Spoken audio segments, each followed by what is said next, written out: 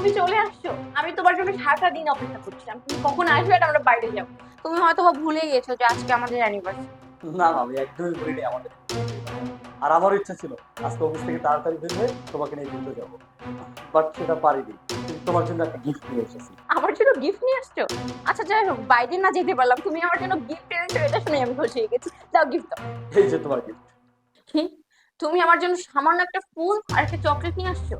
আর আমাদের ফার্স্ট অ্যানিভার্সারির উপহার তুমি সামান্য একটা ফুল আর একটা চকলেট নিয়ে আসছো? আমি তোমার থেকে এইটাই এক্সপেকটেশন রাখি, তাই না? দেখো, আমার যে ইনকাম বা আয়, তার মধ্যে যতটুকু সাধ্য হয়েছে সেই সাধ্যের মধ্যেই ভালোবেসে তোমার জন্য এটা নিয়ে এসেছি। ভালোবাসা মাই ফুট। সারা বছর পরে তুমি আমাকে এটা দিয়েছো, এইটা তোমার উপহার? আমি তো ভুলেই গেছিলাম তোমার যোগ্যতা এতটুকু। তুমি সামান্য একটা পিয়ন, তুমি আমাকে এতটুকু দেওয়ার যোগ্যতায় রাখো। আজকে কি আমি এক্সপেকটেশন রেখেছিলাম যে আজকে তুমি আমাকে ভালো কোনো কিছু দিবে, ভালো একটা উপহার দিবে? সেখানেও দেখছি যে তুমি আমাকে সামান্য একটা ফুল আর একটা চকলেট হাতে ধরে দিয়েছো। বাহ, ভালোই, তোমার থেকে এতটুকুই আশা করা যায়। নো, প্লিজ তুমি আমার কথা শোনো, একটু বসো। বসো, ঠান্ডা মাথায় বসো। আমি তোমাকে বুঝিয়ে বলছি, আমার কথা একটু শোনো। কি হয়েছে বলো।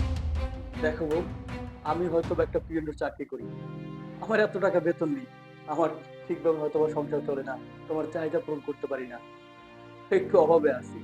কিন্তু বিশ্বাস করো, তোমার প্রতি আমার মধ্যে বিন্দু পরিমাণ ভালোবাসার অভাব নেই। আমি তোমাকে যথেষ্ট ভালোবাসি। দেখো বউ, আমার কাছে হয়তো বা টাকা নেই, কিন্তু তোমার প্রতি আমার ভালোবাসা আছে, যে ভালোবাসা দিয়ে তোমাকে সারা জীবন আগলে রাখতে পারবো। আর একটা বিষয় দেখো বউ, আমাদের এই গত 1 বছরে আসলে কিন্তু কোনো ঝগড়াঝাটি হয়নি তোমার সাথে। আমি কখনোই তোমার সাথে খারাপ ব্যবহার করিনি, আর জীবনে করবো বলেও আমার মনে হয় না। আর তুমি তো জানো গো, তুমি ছাড়া আর আমার কে আছে পৃথিবীতে?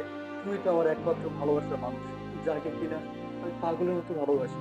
আমি চাই তুমি সবসময় ভালো থাকো, সুখে থাকো। হয়তো বা এখন পারছি না, কিন্তু ইনশাল্লাহ ভবিষ্যতে ডেফিনেটলি পারবো। আমি বিশ্বাস রাখো আমার প্রতি। আমার অনেক বড় ভুল হয়েছে, আমি তোমাকে বুঝতে ভুল করেছি।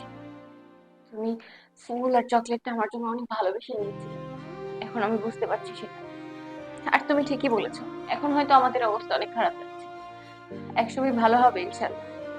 আমি তোমার হাত কখনোই ছাড়বো না, পরিস্থিতি যতই খারাপ হোক না কিসের জন্য, আমরা সবসময় একসাথেই থাকবো। আমাকে তুমি ক্ষমা করে দাও। তুমি তোমার ভুল বুঝতে পেরেছো, এতে আমার ভালো লাগছে। আমার আর কিছু চাওয়া নাই। আর নেক্সট অ্যানিভার্সারিতে কিন্তু তুমি যা চাও আমি তাই দিব।